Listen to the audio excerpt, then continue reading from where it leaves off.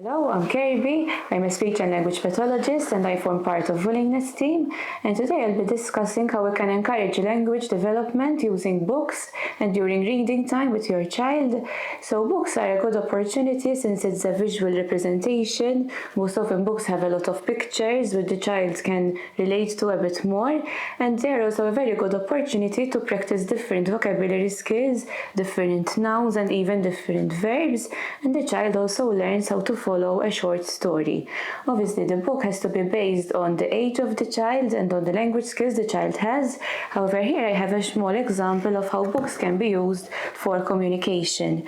So as I've said, books typically have a lot of pictures and as well as a lot of colors. So it's a good opportunity for the adult to point to the picture and refer to the color or the noun the picture is representing. So here I have a yellow flower, for example, and the child may be encouraged to imitate. We can also point and discuss the other objects in the same picture. So here I have objects which are all yellow, for example, so the child can even learn how to categorize different colors and the distinction between them. We have also an opportunity to, for example, if we have vehicles in the book, to practice the sound the vehicle makes, for example, and its color and even its use. So here I have a fire truck, so we can even expose a child to the word fire, for example, and the sound that the fire truck would make. And here we have other ideas of different language skills which we can practice, such as using the different colors. And here I have the sea, for example, and we use words such as we go swimming in the sea, so the child can even relate it to an activity he or she knows and can relate to a bit further. We also have other verbs we can practice. For example, the girl is dancing, and we can encourage the child to even imitate it or even dance in the room we're in, so it's more interactive, and that way the child can engage with the word further and understand it more deeply.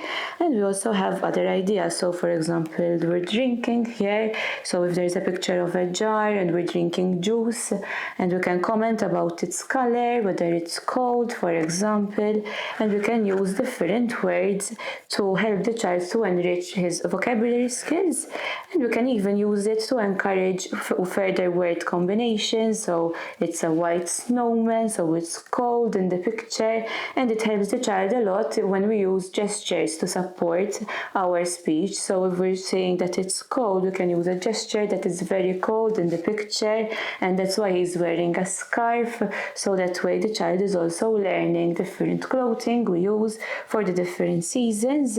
And as the child develops and as the child grows older, we start presenting a short story, and a short story would help the child to know a sequence of events, so knowing what happened first and then. We're also targeting their listening skills and their attention so that they're following a short story. This always depends on their age, but they're learning how to respond even to our questions. So we can ask simple questions to the child, simple WH questions, so who is it, what, for example, where are they, and the child will learn how to then start incorporating that language even in their spontaneous use of communication in their day-to-day life, since they realize that it's an effective way of communicating their language, of communicating past events which they've been through and which they would be typically very excited to narrate to others.